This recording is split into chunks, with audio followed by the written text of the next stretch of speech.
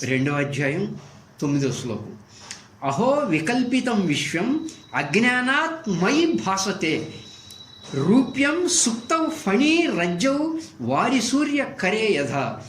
ఓ సద్గురు స్వామి, ఓ స్వామి, మన మనస్సే ఈ దేహం, మన మనస్సే ఈ స్థూల దేహం, మన మనస్సే ఈ సూక్ష్మదేహం, మన మనస్సే ఈ కారణదేహం, మన మనస్సే ఈ జగత్తు, ఈ విశ్వం.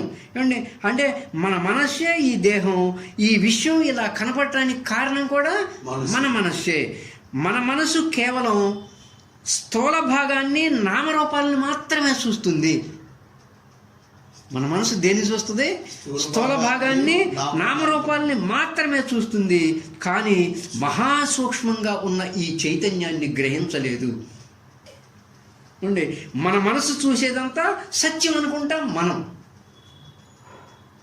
మనమేమో మనసు చూసేదంతా సత్యం అనుకుంటాం. మనసేమో ఈ స్థూల భాగాన్ని, నామరూపాలతో ఉన్నటువంటి స్థూల భాగాన్ని మాత్రమే చూస్తుంది. కానీ వాటిల్లో ఉన్న మహాసూక్ష్మంగా ఉన్న చైతన్యాన్ని మనసు గ్రహించలేదు. మనమేమో మనసు చూసేదంతా సత్యం అనుకుంటాం. మన మనసు చూసేదంతా ఎన్నో కల్పనలతో, భ్రాంతులతో ఉంటుంది. మన మనసు చూసేదంతా ఎలా ఉంటుంది? కల్పనలతో, భ్రాంతులతో ఉంటుంది. ఎలాగైతే ముత్యపు చిప్ప యందు వెండి భ్రాంతి కలుగుతుందో, రజ్జు ఎలాగైతే చీకట్లో త్రాడు యందు సర్పభ్రాంతి కలుగుతుందో, దూరంగా ఎడారిలో నీరు లేకపోయినా ఎండమావుల భ్రాంతి ఉంటుందో, రూప్యం సుక్తౌ ఫణి రజ్జౌ వారి సూర్యకరే. అంటే అలాగే మన మనసుతో కూడా ఈ దేహ భావనలు, ఈ ప్రపంచ భావనలు అన్ని కల్పనలతో, భ్రాంతితో ఉంటుంది. అన్ని కల్పనలతో, భ్రాంతితో ఉంటుంది. ఎప్పుడైతే మనకి ఆత్మజ్ఞానం కలిగిందో, ఆత్మజ్ఞానం అంటే ఏకః విశుద్ధః బోధః అహం కూటస్థః బోధః అద్వైతః అహం. ఏదైతే మనం చెప్పుకున్నామో 1వ అధ్యాయం 9వ శ్లోకంలో, 12వ శ్లోకంలో, 13వ శ్లోకంలో, అలా ఆ ఆత్మజ్ఞానం ఎప్పుడైతే కలిగిందో అంటే అంత ఏకత్వమే, అంత ఏకత్వమే, అంత ఏకత్వమే. అంటే స్థూలం దృష్టితో చూస్తే అంత భిన్నత్వంగా కనపడుతున్నా కూడా మహాసూక్ష్మ దృష్టితో, త్రికాల దృష్టితో అంటే అలా చూస్తే అంత ఏకత్వమే అనేటువంటి ఆత్మజ్ఞానం ఎప్పుడైతే కలిగిందో, ఆత్మజ్ఞానం కనుక ఎప్పుడైతే కలిగిందో అప్పుడు దూరంగా ఎడారిలో సూర్యకిరణాల యొక్క ప్రభావం వలన ఎండమావుల్లో నీరు కనపడ్డా కానీ అది కేవలం భ్రాంతి అని నీకు అవగాహన ఉన్నప్పుడు, అది కేవలం భ్రాంతి మాత్రమే అని నీకు అవగాహన ఉన్నప్పుడు, అవగాహన ఉందనుకో, దూరంగా నీళ్లు కనపడ్డా అక్కడికి వెళ్తావా? అంటే మనకి అంటే భ్రాంతి వలన ముత్యపు చెప్ప యందు వెండి భ్రాంతి కలిగింది అనేటువంటి అవగాహన నీకు ఒకసారి వచ్చిందనుకో, వచ్చిన తర్వాత ఇక ముత్యపు చెప్పని చూసి వెండి అనుకోవు.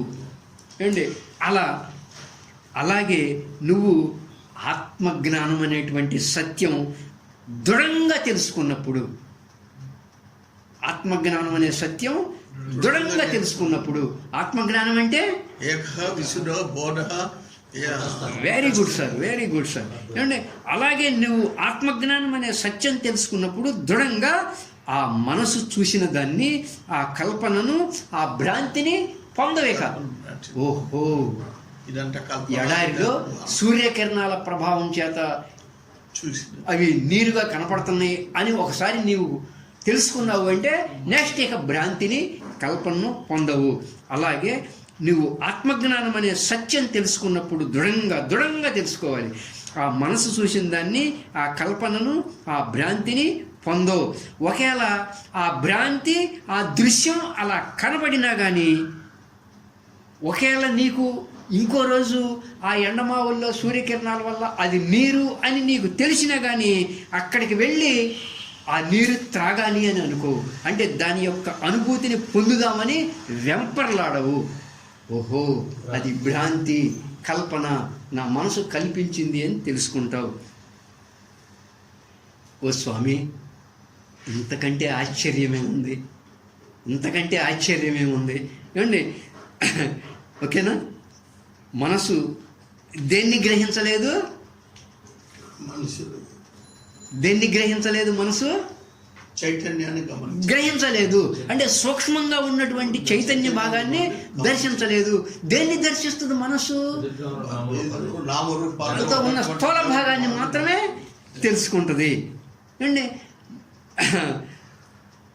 ఏది సత్యం అనుకుంటున్నావు నువ్వు? మనసు చూసేదంతా సత్యం అనుకుంటున్నాం మనం. ఏమండి, మన మనసు చూసేదంతా ఎలా ఉంది? కల్పనంతా ఉంది. కరెక్ట్. ఆత్మజ్ఞానం అంటే ఏంటి? అది కలిగినప్పుడు ఎలా ఉంటాం?